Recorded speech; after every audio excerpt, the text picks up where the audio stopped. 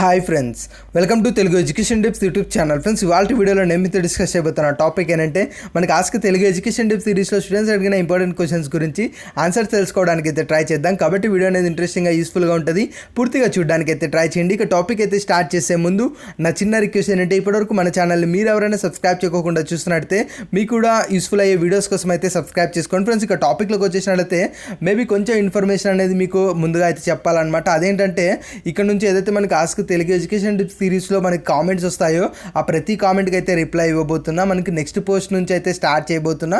కాబట్టి in case మీకు ఏమైనా ఇంపార్టెంట్ డౌట్స్ కనుక ఉన్నట్టయితే మీరు ఆ యొక్క పోస్ట్కి అయితే కామెంట్ చేయండి. ఇంకా ఏంటంటే మనకు రిమైనింగ్ ఏవైతే నార్మల్ వీడియోస్ ఉన్నాయో ఆ వీడియోస్లో మీరు ఏవైతే డౌట్స్ కామెంట్ చేస్తారో అవి మీరు ఆస్క్ తెలుగు ఎడ్యుకేషన్ టిప్స్ సిరీస్లో మనకు యొక్క కామెంట్స్ ఉంటాయి కదా మనకు పోస్ట్కి, దానికి ఒకసారి కామెంట్ చేయడానికి అయితే ట్రై చేయండి. మేబీ కొన్ని ఇంపార్టెంట్ మనకు కామెంట్స్ కూడా మిస్ అవ్వకూడదు. కాబట్టి మీకు డెఫినెట్గా డౌట్ ఉంది, ఇంపార్టెంట్ అనిపిస్తే డెఫినెట్గా కామెంట్ చేయండి.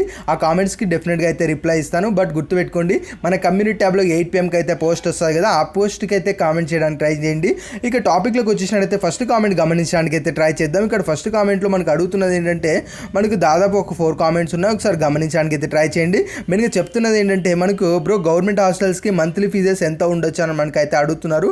ఇక్కడ మంత్లీ ఫీజెస్ అనేవి చాలా వరకు అయితే తక్కువగా ఉంటాయి. ఇక్కడ కాలేజ్ బేస్ అనమాట, మంత్లీ బేసిస్లో ఉంటుంది, లేదంటే ఇయర్లీ బేసిస్లో ఉంటుంది. బట్ ఓవరాల్గా ఇయర్లీ ఫీజెస్ ఎంత ఉంటాయంటే మాత్రం చాలా తక్కువ అయితే ఉంటాయి, ఒక 2000 ఈ రేంజ్లో మనకు ఉండొచ్చు అని మనకి ఇన్ఫర్మేషన్ అయితే ఉంది.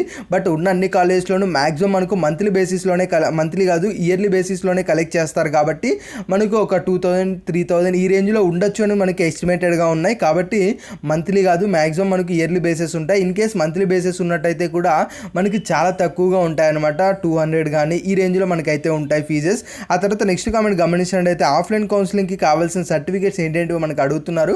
ఇక్కడ ఆఫ్లైన్ రిలేటెడ్గా మనకి సర్టిఫికేట్స్ ఏమేమి కావాలంటే ఆల్రెడీ చెప్పాం కదా, POLYCET hall ticket number, rank card, దాంతోపాటు మనకు ఏదైతే 10th సంబంధించి మార్క్స్ కార్డ్ ఏదైతే నెట్లో వచ్చి ఉంటుందో అది, దాంతోపాటు టీసీ, దాంతోపాటు స్టడీ సర్టిఫికేట్స్, ఆ తర్వాత క్యాస్ట్ ఇన్కమ్, ఇంకా అడిషనల్గా మీ దగ్గర ఏమన్నా ఈ యొక్క ఫిజికలీ హ్యాండిక్యాప్ కానీ స్పోర్ట్స్ కానీ ఎన్సీసీ కానీ ఇవి ఉంటే అవి, దాంతోపాటు మనకు ఫర్దర్గా రెసిడెన్స్ సర్టిఫికేట్ కానీ లేదంటే రేషన్ కార్డ్ కానీ ఇలాంటివి మీరైతే క్యారీ చేయాలి. సర్టిఫికేట్స్ అన్నీ ఉన్నట్టయితే క్యారీ అయితే చేయండి. ఆ తర్వాత నెక్స్ట్ కామెంట్ గమనించినట్టయితే ఈడబ్ల్యూఎస్ ఉన్న వాళ్ళకి ర్యాంక్ ఎంత వస్తే గవర్నమెంట్ కాలేజీలో సీట్ వస్తుందని మనకైతే అడుగుతున్నారు.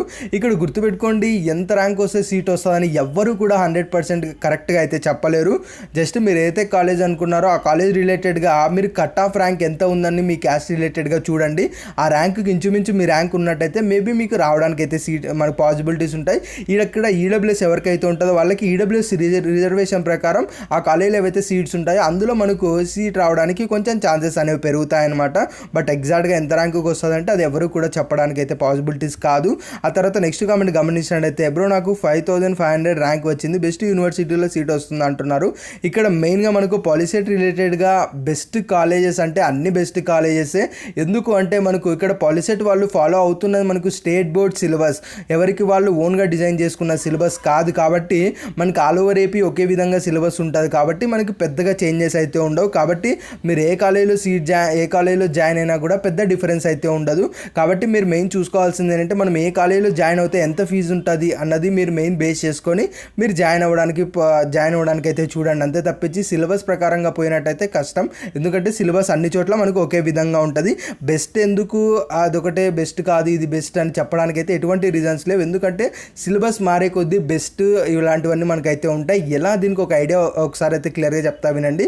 మెయిన్గా నార్మల్ ఏవైతే మనకి కాలేజెస్ ఉంటాయో అందులో మనకి సిలబస్ ఒక రకంగా ఉంటుంది. ఇన్ కేస్ మనకి బీటెక్ సంబంధించి అటానమస్ కాలేజ్లో సిలబస్ ఇంకో విధంగా ఉంటుంది. ఏదైతే ఒక కంపెనీ ఉందో ఆ కంపెనీ యొక్క కాలేజ్ అనేది ఎలాంటి సిలబస్ ఫాలో అవుతుంది, అప్డేటెడ్గా ఉందా లేదా అన్నది చూసుకొని ఆ కంపెనీకి అవసరమయ్యే సిలబస్ కానీ టాపిక్స్ రిలేటెడ్గా ఆ స్టూడెంట్స్ కనుక ఉన్నట్లయితే వాళ్ళని పిక్ చేయడానికి పాసిబిలిటీస్ ఉంటాయి, హైర్ చేయడానికి పాసిబిలిటీస్ ఉంటాయి. కాబట్టి బట్ అక్కడ మనకు ఈ యొక్క కాలేజ్ వైజ్ అయితే చూసుకోవాలి. బట్ ఇక పాలిటెక్నిక్ సంబంధించి కాలేజ్ వైజ్ అయితే ఏం కాదు, కానీ జస్ట్ మీరు ఏ కాలేజ్ జాయిన్ అయినా ఒకే ప్రిఫరెన్స్ అయితే ఉంటుంది.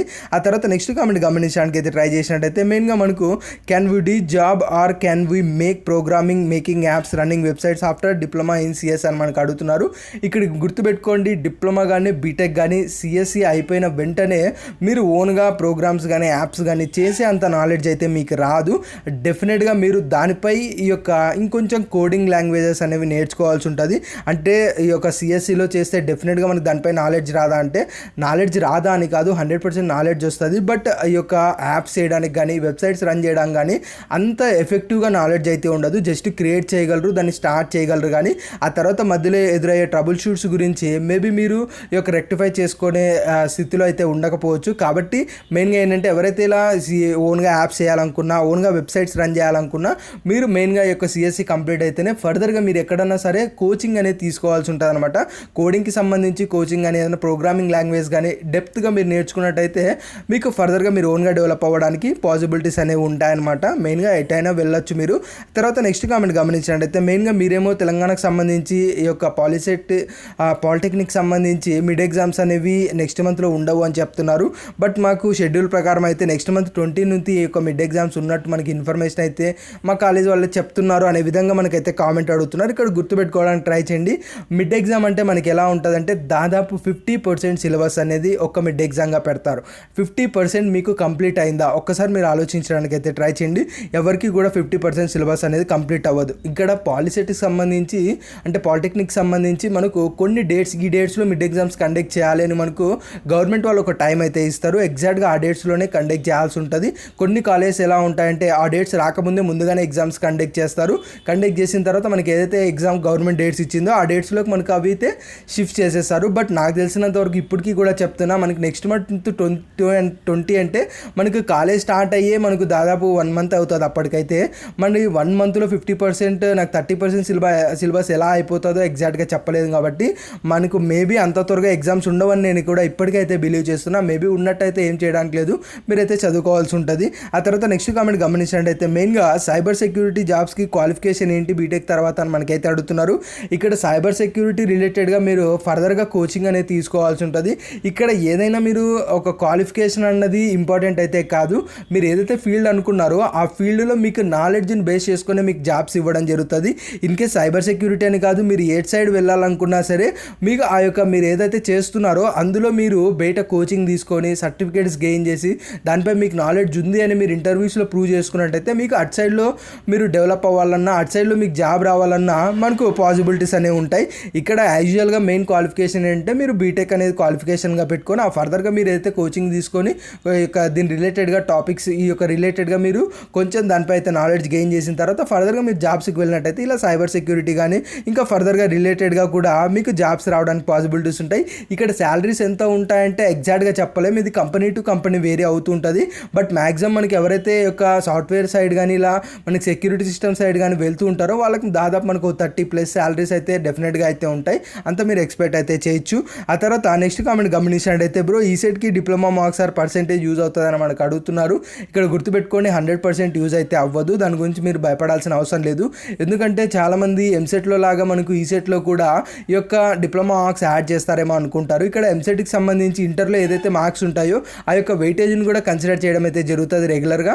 బట్ ఇక్కడ పాలిటెక్నిక్ వచ్చేటప్పటికి ఎవరైతే అయిపోయిన తర్వాత ఈ సెట్ రాస్తారో వాళ్ళకి ఈ యొక్క పాలిటెక్నిక్లో వచ్చిన మార్క్స్ అనేది కన్సిడర్ అనేది చేయరు. కాబట్టి దాని గురించి టెన్షన్ పడాల్సిన అవసరం లేదు. మీరు మెయిన్గా మనకు ఈ సెట్లో మీకు ఎన్ని మార్క్స్ వస్తాయో వాటి రిలేటెడ్గానే మీకు ఈ యొక్క ఫర్దర్గా ర్యాంక్స్ కానీ ఫర్దర్గా సీట్స్ అలాట్మెంట్ కానీ ఉంటుంది. అంతే తప్పించి ఈ యొక్క పాలిటెక్నిక్ మార్క్స్ మీద ఎటువంటి బేస్ అయితే ఉండదన్నమాట. ఆ తర్వాత నెక్స్ట్ కామెంట్ గమనించడానికి అయితే ట్రై చేయండి. మెయిన్గా మనకు ఏదైతే మనము ఈ యొక్క వెబ్ ఆప్షన్స్లో కాలేజెస్ పెడతాం కదా అవి హాస్టల్సా లేదంటే మనకు నార్మల్గా ఈ యొక్క డే స్కాలర్స్ అయిపో అని మనకైతే అడుగుతున్నారు.